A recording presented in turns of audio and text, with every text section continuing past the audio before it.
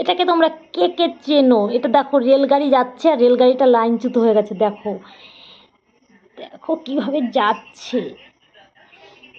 যা, এবার কোথায় যাবে? যা, খাদে খাদে খাদে পড়ে যাবে। এখন মনে হচ্ছে খাদে পড়ে যাবে। হিয়া, দেখো কান,